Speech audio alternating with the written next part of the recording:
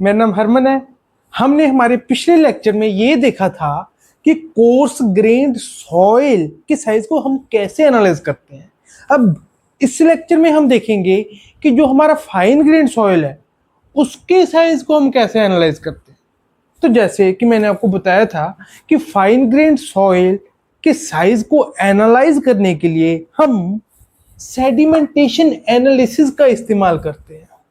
ठीक है, अब जो बात मैं आपको अब पहली बार बताने जा रहा हूं वो ये है कि सेडिमेंटेशन एनालिसिस दो तरीके से हम कर सकते हैं। पहला pipette method and second is hydrometer method. ये होते क्या है इनको हम डिटेल में पढ़ेंगे, पर उससे पहले मैं आपको ये बताऊं कि जो ये पिपेट मेथड और हाइड्रोमीटर मेथड से हम सेडिमेंटेशन एनालिसिस करते हैं, ये तो आपको क्लियर हो गया कि ये 75 माइक्रोमीटर से जो कम साइज का सॉइल होगा उसके लिए करेंगे। ये तो क्लियर हो गया, क्योंकि बाय डिफॉल्ट हम ये किसके लिए कर रहे हैं? फाइन ग्रेन सॉइल के लिए, और फाइन ग्रेन सॉइल का साइज 75 माइक्रोमीटर से तो कम होता ही है। तो ये तो आपको बात क्लियर हो गई। पर अब नीचे जाते गए साइज को कम करते गए कितना कम कर देंगे? आखिर इस एनालिसिस की भी, जो हम सेडिमेंटेशन एनालिसिस की बात करें, उसकी भी कोई लिमिटेशन होगी कि ऐसे तो नहीं कि साइज कम करते रहें। कुछ एक साइज होगा कि जिससे अगर हम नीचे गए तो हम हमारे सेडिमेंटेशन एनालिसिस से हमारे सॉइल को, उस सॉइल के पार्टिकल्स को एनालाइज नहीं कर सकते। तो वो साइज क्या है?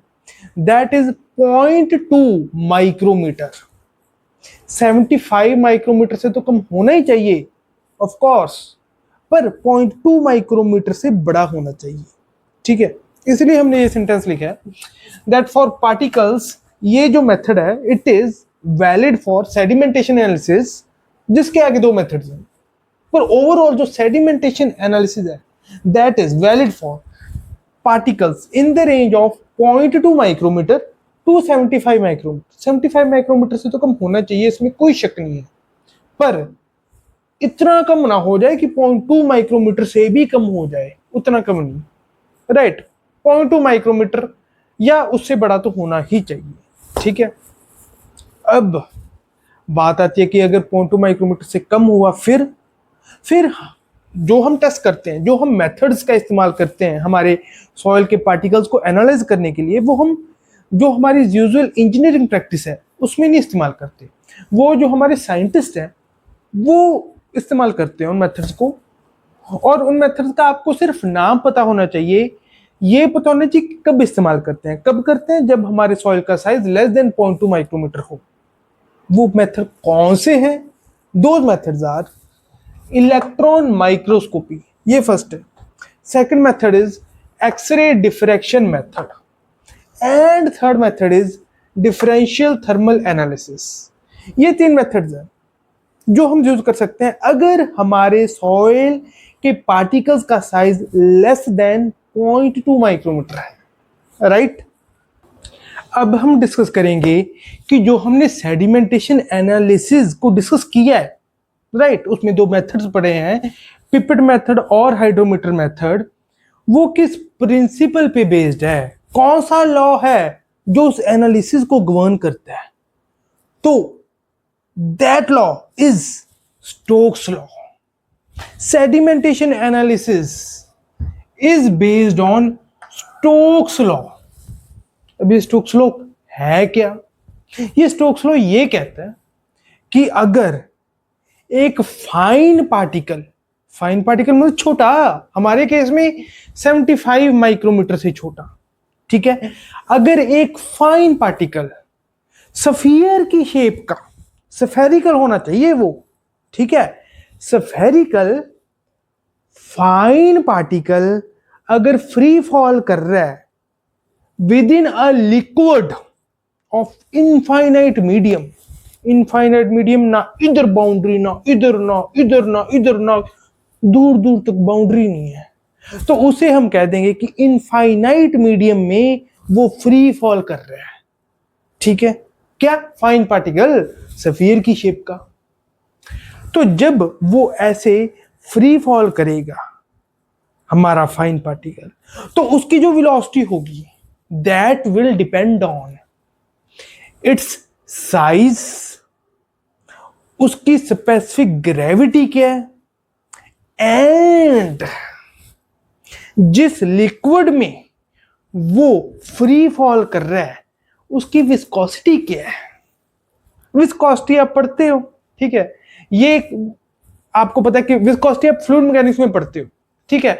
विस्कोसिटी को अगर मैं थोड़ा सा लेमन लैंग्वेज में या थोड़ा सा रिफाइंड करके बोलूं तो वो क्या होगी, अगर मैं बिल्कुल फ्लूइड मैकेनिक्स की टेक्निकल डेफिनेशन में ना जाके आपको बिल्कुल जमीनी हकीकत में लेके जाऊं, तो विस्कोसिटी एक जो फ्लूइड की अलग अलग लेयर्स हैं उनके बीच में जो फ्रिक्शनल रेजिस्टेंस है, ठीक है, उसको हम कहते हैं विस्कोसिटी, ठीक है। फ्लूइड मैकेनिक्स में आप इसको डिटेल में पढ़ते हो, पर इसको जो इसकी जमीनी हकीकत है उसमें मैंने आपको बता दिया कि जो फ्लूइड के अलग अलग लेयर्स हैं उनमें जो आपस में फ्रिक्शनल रेजिस्टेंस होती है उसको हम विस्कोसिटी कहते हैं, ठीक है।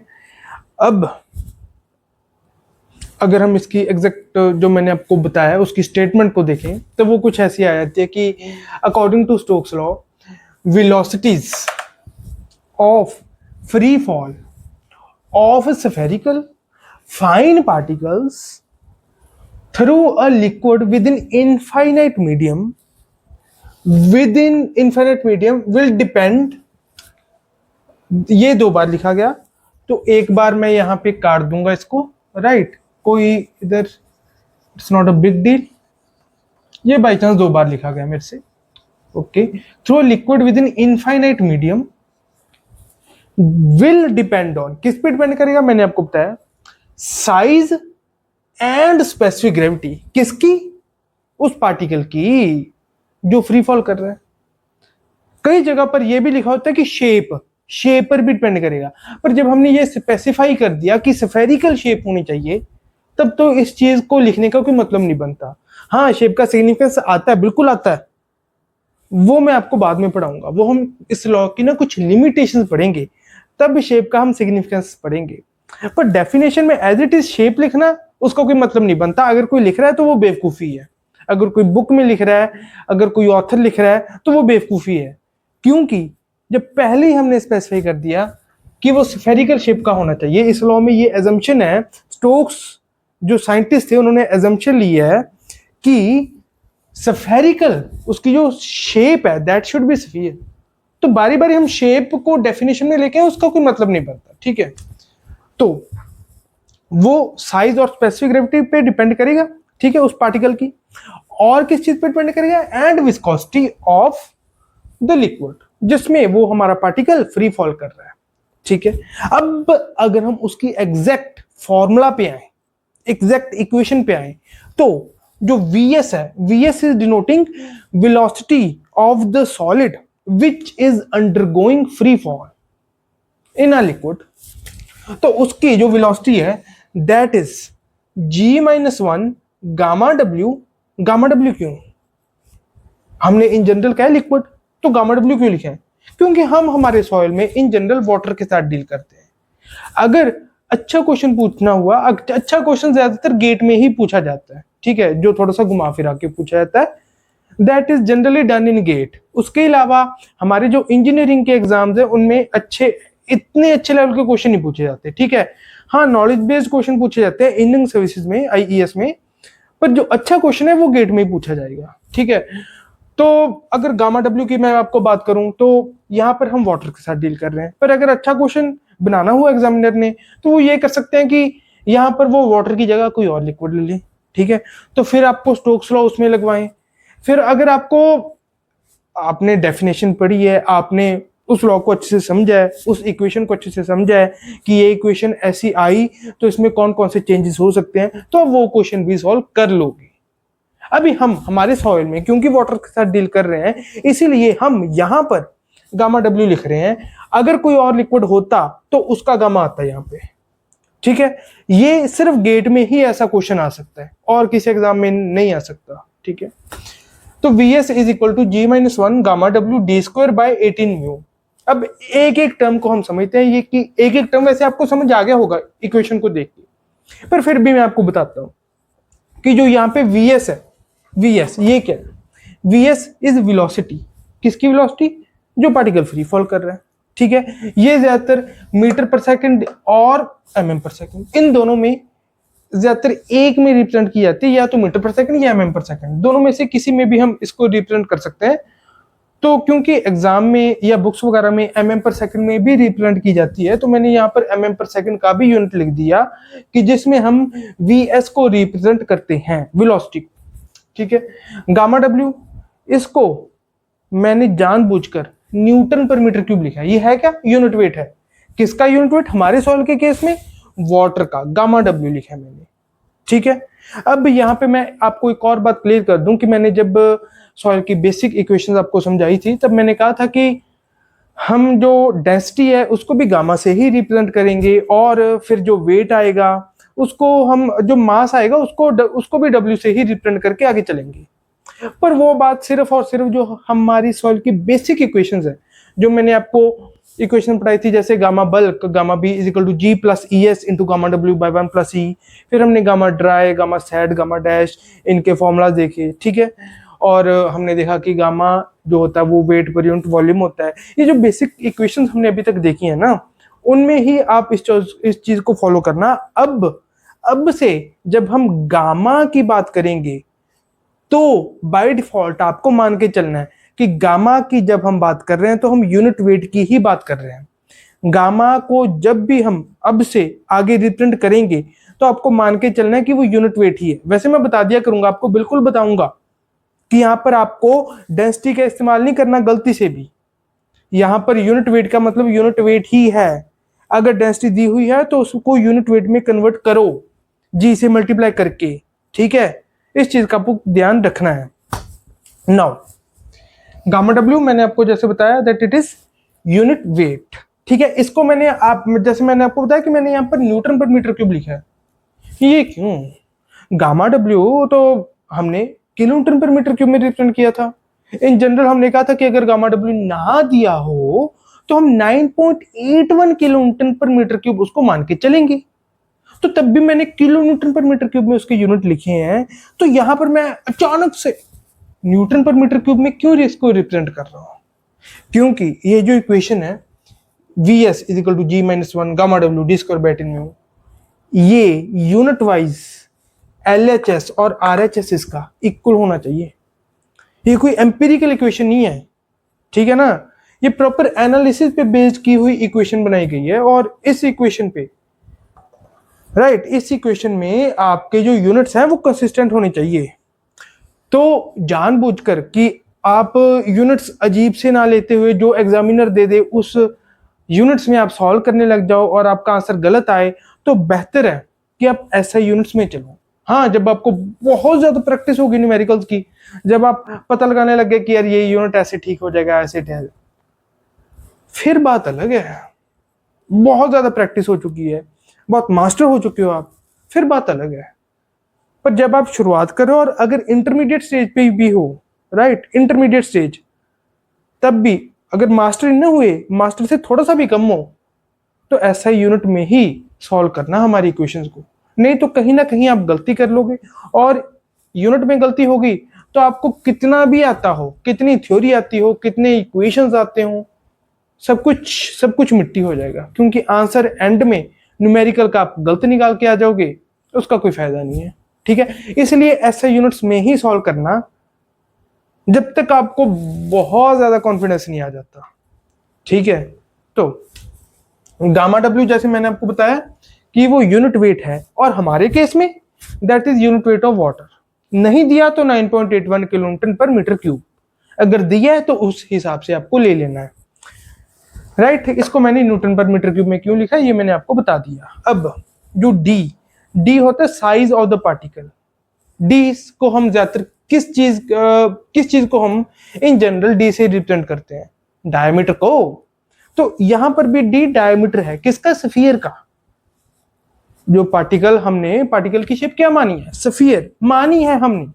मैं बारी बारी इस वर्ड का इस्तेमाल कर रहा हूं कि हमने मानी है, एज्यूम की है कि जो हमारे पार्टिकल की शेप है जो फ्री फॉल कर रहा है that is sphere, spherical shape मानी है। तो उस स्फीयर का जो डायामीटर है वो डी है। यहाँ पे ये जो डी है ना, वो उस स्फीयर का डायामीटर है।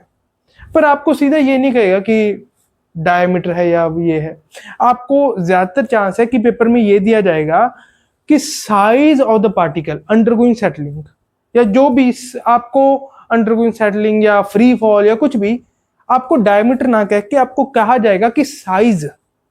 तो आपको अंडरस्टूड, ये अपने आप आपको मानना है, आपको अंडरस्टैंड करना है कि वो डायमीटर डी की ही बात कर रहा है यहाँ पे, जब उसने साइज का जिक्र उसने कर दिया, राइट।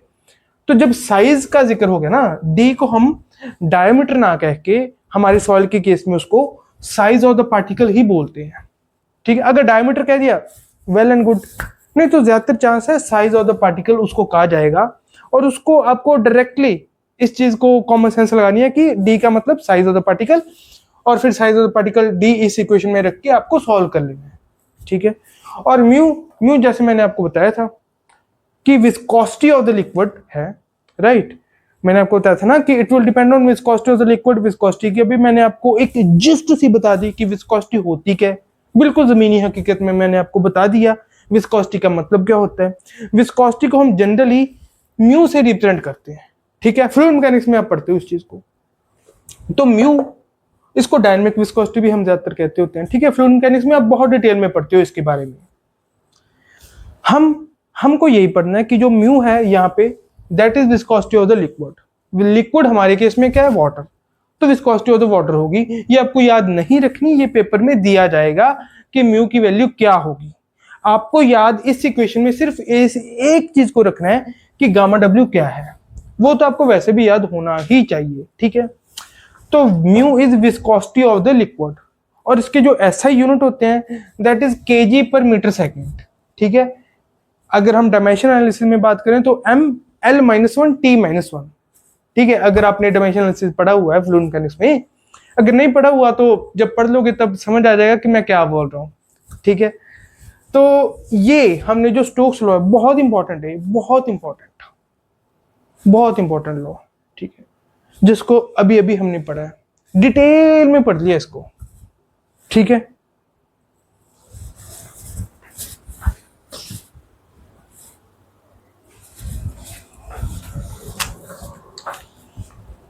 अब हमने जो स्टोक्स लॉ पढ़ा उसकी लिमिटेशंस क्या है, लिमिटेशन ऑफ स्टोक्स लॉ, ये हम पढ़ने जा रहे हैं। जो फर्स्ट लिमिटेशन है वो, अगर आपने इसके स्टोक्स लॉ की डेफिनेशन अच्छे से पढ़ी होगी, समझी होगी, तो आपको समझ लग गया होगा कि यार इसने, स्टोक्स ने जो हमारा पार्टिकल था उसको स्फेरिकल माना, पर एक्चुअल में हम पढ़ के आए हैं जो फाइन ग्रेन पार्टिकल्स है जिसके लिए हम सेडिमेंटेशन एनालिसिस कर रहे हैं, वो एक्चुअली फ्लेकी या इलोंगेटेड होते हैं, ठीक है। फ्लेकी और इलोंगेटेड का मैंने आपको मतलब बताया था। फ्लेकी का जैसे आपकी कॉपी है वो फ्लेकी, इलोंगेटेड जैसे ये मार्कर है ये इलोंगेटेड है, ठीक है। एक्चुअल में तो फाइन ग्रेन पार्टिकल्स फ्लेकी या इलोंगेटेड होते हैं, पर स्टोक्स ने क्या माना, स्फेरिकल, ठीक है। ये पहली लिमिटेशन। दूसरी लिमिटेशन क्या थी, that Stokes assumed the medium to be of infinite nature but sedimentation jar has finite dimensions। Stokes ने तो माना इनफाइनाइट नेचर का है, इनफाइनाइट, राइट, इनफाइनाइट नेचर, यहां कहीं पर कुछ बाउंड्रीज ही नहीं है, फ्री फॉल ऐसे हो रहा है, ना इधर कहीं पर कोई बाउंड्री नहीं। पर एक्चुअल में सेडिमेंटेशन जार में जिसमें हम टेस्ट करेंगे अपना, उसकी डायमेंशंस तो फाइनाइट होंगी, ठीक है। ये इसकी फिर दूसरी लिमिटेशन आ जाती है स्टोक्स लॉ की। तीसरी लिमिटेशन इसकी है that it is assumed that particles undergo discrete settling. ये डेफिनेशन में मैंने इस चीज का मेंशन नहीं किया था, पर अंडरस्टूड था, राइट। जैसे हम इसकी डेरिवेशन भी करते हैं ना स्टोक्स लॉ की, जो कि इंपॉर्टेंट नहीं है इसलिए हम वो कर नहीं रहे। बाकी इन्वायरमेंट इंजीनियरिंग में आप इसकी जो डेरिवेशन है वो भी करते हो, ठीक है। तो जब हम इसकी डेरिवेशन करते हैं ना, तब हम ये मान के चलते हैं that discrete settling is happening. Discrete settling का मतलब क्या होता है कि जो ये एक पार्टिकल है ना और दूसरा पार्टिकल, सभी पार्टिकल्स एक साथ ही राइट सेटल कर रहे होंगे। ऐसा तो है नहीं कि हम कहीं एक पार्टिकल ढूंढ के उसको सेटल कराएं, फिर दूसरा, फिर तीसरा, ऐसे तो हम पागल हो जाएंगे। ठीक है, तो हम सारे सॉइल के सैंपल को जिसको एनालाइज करना है उसको हम राइट उसकी सेटलिंग कराते हैं। तो हम मान के चलते हैं जैसे इस डेरिवेशन पे हम पहुंचते हैं दैट जो सेटलिंग हो रही है दैट इज डिस्क्रीट, मतलब एक पार्टिकल सेटल कर रहा है, जो दूसरा पार्टिकल सेटल कर रहा है ना वो इसको इन्फ्लुएंस नहीं कर रहा किसी भी तरह से, इंडिपेंडेंटली ये सेटल कर रहा है। जो भी पार्टिकल सेटल कर रहा है वो अपने आप में पूरी इंडिपेंडेंट नेचर है उसकी सेटलिंग की। ठीक है, डिस्क्रीट सेटलिंग की एग्जैक्ट डेफिनेशन पे नहीं जा रहा मैं, आपको उसका मैं लेमैन लैंग्वेज कह लो या ऐसे कह लो कि बिल्कुल उसकी जमीनी हकीकत में आपको बता रहा हूं मैं कि मतलब क्या होता है, उसकी फीलिंग आपको करा रहा हूं मैं। ठीक है, एग्जैक्ट डेफिनेशन में घुस जाऊं, फैंसी फैंसी टर्म्स इस्तेमाल करूं, इन सभी बेवकूफियों में नहीं पड़ता मैं। ठीक है, मैं आपको सीधा समझा रहा हूं कि इसका मतलब क्या होता है। ठीक है, डिस्क्रीट सेटलिंग मतलब इंडिपेंडेंट सेटलिंग हो रही है, कोई और पार्टिकल इसको इंटरफेयर नहीं करेगा इसके सेटलिंग की टाइम पे, इंडिपेंडेंटली ये अपना सेटल करता रहेगा।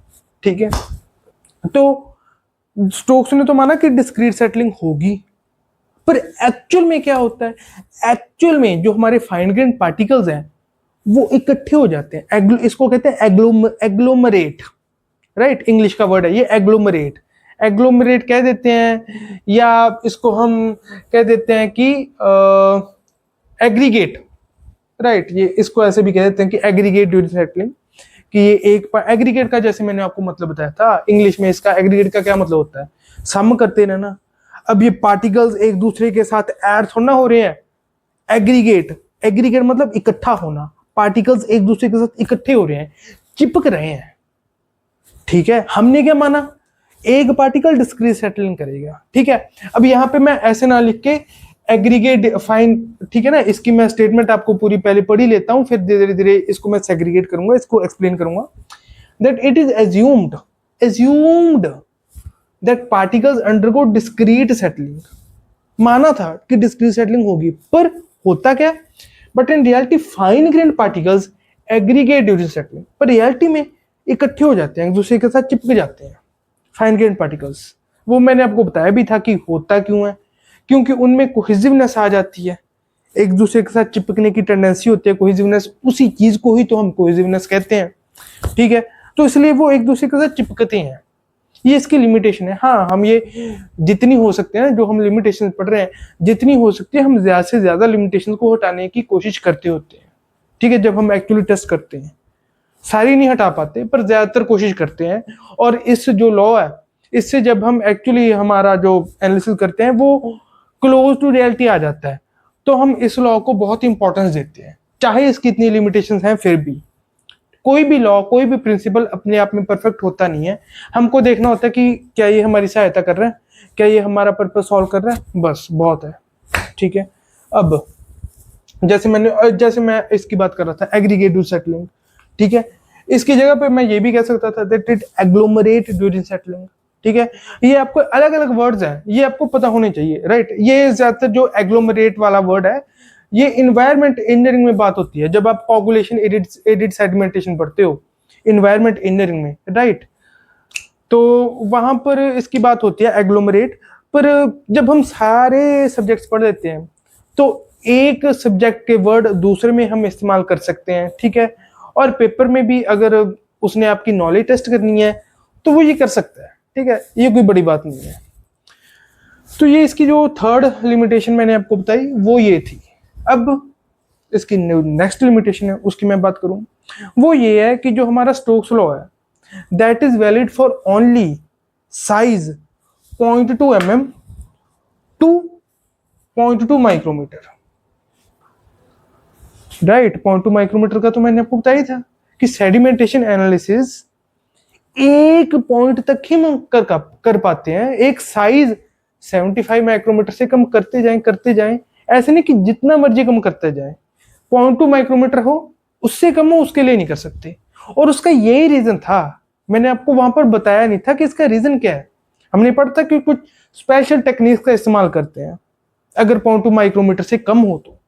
ठीक है, पर यह नहीं बताया था कि इसका कारण क्या है कि 0.2 माइक्रोमीटर से कम हो तो हम सेडिमेंटेशन एनालिसिस नहीं कर सकते। उसका ये रीजन है कि हम सेडिमेंटेशन एनालिसिस में स्टोक्स लॉ का इस्तेमाल करते हैं, और अगर स्टोक्स लॉ का यूज कर ही रहे हैं तो जो स्टोक्स लॉ के लिमिटेशंस है वो भी इसमें आएंगे। और ये स्टोक्स लॉ का लिमिटेशन है कि वो 0.2 माइक्रोमीटर से अगर कम साइज हो तो फिर स्टोक्स लॉ वैलिड नहीं होता। ठीक है, तो ये इसकी लिमिटेशन थी। पर हमने फिर ये तो वहां पे जिक्र नहीं किया था इस चीज का कि 0.2 mm से भी कम हो, इस चीज का हमने कहा ही नहीं। अब जब हम स्टोक्स लॉ की लिमिटेशन पढ़ रहे हैं तब हम कह रहे हैं कि 0.2 mm टू 0.2 माइक्रोमीटर इसके बीच में ही साइज होना चाहिए, फिर ही हमारा स्टोक्स लॉ एप्लीकेबल होगा। पर तब हमने कहा ही नहीं जब हमने सेडिमेंटेशन एनालिसिस पढ़ी। क्यों? क्योंकि हम सेडिमेंटेशन एनालिसिस हमारे सॉइल के केस में जब करते हैं तब बाय डिफॉल्ट वो फाइन ग्रेन सॉइल के लिए कर रहे हैं। फाइन ग्रेन सॉइल का साइज क्या होता है?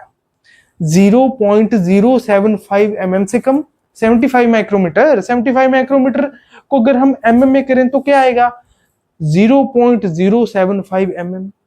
अब जो ये 0.2 mm है ये तो उससे ऊपर ही है, ये 0.2 mm हो गया, ये 0.075 mm हो गया। हम 0.075 mm से कम जो सॉइल है उसका साइज कम है जो उसी को कर रहे हैं हम, तो 0.2 mm से तो कम हो ही गया ना। ये रेंज ऑफ पार्टिकल्स जो आगे इनको हम कंसीडर नहीं कर रहे। अगर हम 0.075 mm से कम वाले ले रहे हैं तो बाय डिफॉल्ट पता ही है कि 0.2 mm से कम उसका साइज होगा ही होगा। तो इसीलिए हमने वहां पे जिक्र नहीं किया इस चीज का कि 0.2 mm से साइज कम होना चाहिए अगर हमको सेडिमेंटेशन एनालिसिस करनी है, क्योंकि हम कर ही फाइन ग्रेन पार्टिकल्स के ले रहे हैं जिनका साइज 0.075 mm से कम है। ठीक है, और इस चीज का हमने मेंशन कर दिया था कि 0.2 माइक्रोमीटर से कम नहीं होना चाहिए, उससे ज्यादा होना चाहिए। ठीक है, अब बात आती है कि इस साइज में एक प्रॉब्लम क्या आ गई ऐसी कि हमने अपने साइज को लिमिट कर दिया कि जी नहीं 0.2 mm से 0.2 माइक्रोमीटर के बीच में ही होना चाहिए, उसके अलावा कोई और साइज नहीं होना चाहिए। ऐसी क्या आफत आ गई? एक्चुअल में ये बात हुई ना कि जो यहाँ पे मैंने 0.2 mm मेंशन किया साइज, इससे अगर बड़ा हो जाए तो ग्रेविटी एक्सेलरेशन सेटअप हो जाती है। ग्रेविटी एक्सेलरेशन मतलब जैसे आप कोई चीज यहां पे गिराओ, ये डस्टर है, इसको मैं गिरा रहा हूं, राइट, ये नीचे गिर रहा है डस्टर, तो क्या हो रहा है? ये मार्कर है, ये नीचे गिर रहा है, तो इस पे क्या लग रही है? Acceleration due to gravity g लग रही है। आप क्वेश्चन करते थे v is equal to u plus a t, s is equal to u t plus half e t square, v square minus u square is equal to a s. आप basic equations जो motion की थी उनको apply करते थे, right. तो उसका मतलब ही क्या था कि एक एक्सेलरेशन एक्ट कर रही है ए। हमारे केस में ये एक्सेलरेशन क्या है? एक्सेलरेशन ड्यू टू ग्रेविटी जी। अब जब वो एक्सेलरेशन ही एक्ट करने लग गई तो v क्या होगा? u plus a T, right.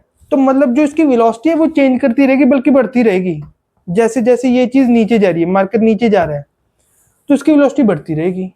तो इसकी जब वेलोसिटी कांस्टेंट ही नहीं हुई तो हम निकाल क्या रहे हैं? vs। किस चीज को निकाल रहे हैं हम? vs की जब हमने बात की थी g-1 gamma w D square by mu, तो कांस्टेंट वैल्यू की हम बात कर रहे हैं, कांस्टेंट वैल्यू जो अटेन होगी कुछ टाइम के बाद, राइट। पर जब acceleration due to gravity acceleration उस पर सेटअप करके, तो उसकी वेलोसिटी बढ़ती रहेगी, तो एक कांस्टेंट वेलोसिटी आएगी ही नहीं, तो हम निकाल क्या रहे हैं? उसको कोई मतलब बना? कोई मतलब ही नहीं बना। तो इसीलिए 0.2 mm से अगर बड़ा हो ना तो हम नहीं करते, क्योंकि उस केस में ग्रेविटी एक्सेलरेशन सेटअप हो जाती है हमारे सॉइल के केस में जब हम सेडिमेंटेशन एनालिसिस करें। ठीक है, अब समझ आ गया कि 0.2 mm से बड़ा नहीं होना चाहिए। ठीक है, तो 0.2 माइक्रोमीटर यहां पर लिमिटेशन क्यों लगाई? इससे छोटा क्यों नहीं हो सकता? ठीक है, ये तो पता चल गया कि 0.2 mm से बड़ा नहीं होना चाहिए, पर 0.2 माइक्रोमीटर से छोटा क्यों नहीं हो सकता? क्योंकि अगर 0.2 माइक्रोमीटर से कम होगा तब हमारे सॉइल में ब्रोनियन मोशन सेटअप हो जाएगा। ठीक है, ये सब मैं यहां पे अभी वर्डिंग लिखूंगा इस चीज को इरेज करके, पर पहले मैं आपको समझा दूं कि क्या होगा ब्राउनियन मोशन सेटअप हो जाएगा। ये ब्राउनियन मोशन क्या होता है? आपने देखा होगा कि जैसे मैंने आपको बताया था, मैं हर एक चीज आपको बिल्कुल जमीनी हकीकत में बताऊंगा, कॉम्प्लेक्स डेफिनेशंस, ये अजीब सी टर्म्स इस्तेमाल करके, वैसे नहीं, बिल्कुल जमीनी हकीकत।